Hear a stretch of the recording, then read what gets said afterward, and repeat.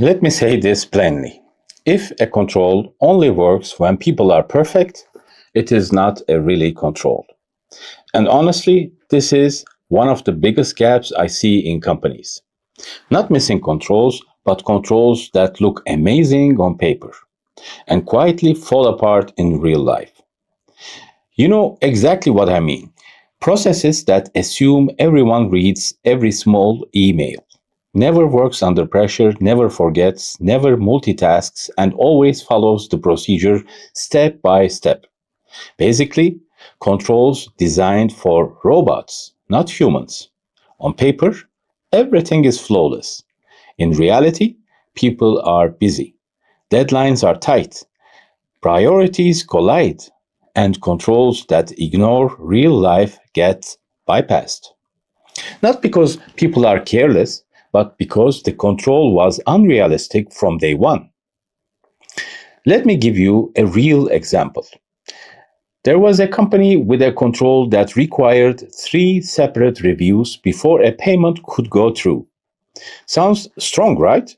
But in practice, all 3 people who approve sat in the same meeting, looked at the same summary, and approved it together in 5 minutes. The control existed, the signatures existed, but independent review? Not really. So yes, the control worked on paper. In real life, not so much. And that's dangerous because any control that only works when everyone behaves perfectly is already broken. Good controls don't rely on memory. They don't rely on goodwill. And they definitely don't rely on someone being a hero every month. Good controls work when people are tired, when people are new, when pressure is high, when mistakes happen. That's the real test. That's why auditors ask questions like, what happens if this step is skipped? Who notices? And what stops it from happening again? Not because we expect failure, but because failure is normal. Strong controls assume imperfection. Weak controls assume discipline will save them. And discipline, it is fragile. Another common one I see all the time. A policy that says manager reviews monthly report.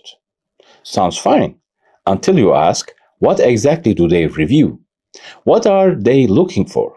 And how do we know it actually happened?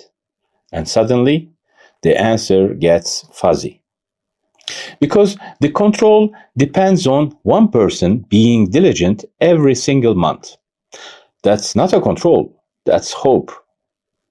Practical controls leave evidence. They create friction where risk exists. They make the right action the easy action. They adapt when reality changes. That's why auditors are not impressed by complexity. We are impressed by controls that survive the real world. Simple, clear, repeatable.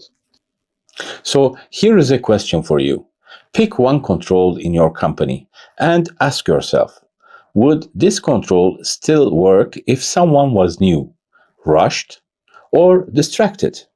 If the answer is no, the control doesn't need blame. It needs redesign. Because the goal of internal control isn't perfection, it is reliability. And reliable controls aren't built for perfect people. They are built for real ones.